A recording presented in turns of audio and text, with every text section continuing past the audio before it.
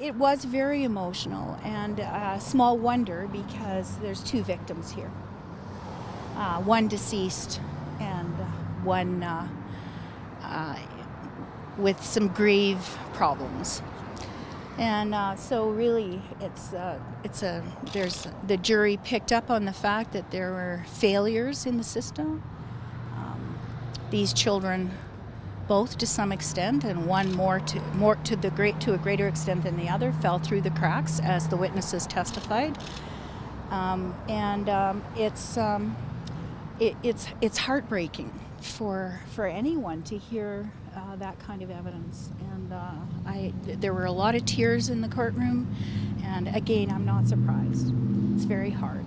The recommendations were thoughtful. I was impressed to see how many of them there were, and that the jury really considered that the system failed 2 families and 2 kids in this situation, and the recommendations really reflected that, so I'm pleased with that. Public inquiries, our own internal review processes, and reports done by the Children's Advocate all provide us with valuable learning to continue to improve our systems and processes for the safety of children and youth.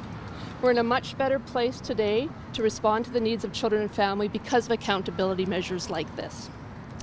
The findings and recommendations that the jury delivered to us today will assist us to continue with the significant progress we've made over the last few years, and in partnership with Yorkton Tribal Council Child and Family Services, we will be reviewing those recommendations and be providing a formal response in the next days.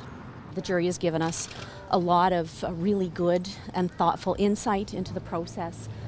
Many of the things that were raised over the course of the inquest were things that the agency had already identified and had been working to improve in terms of the efforts to be able to increase funding for services for First Nations children in the system.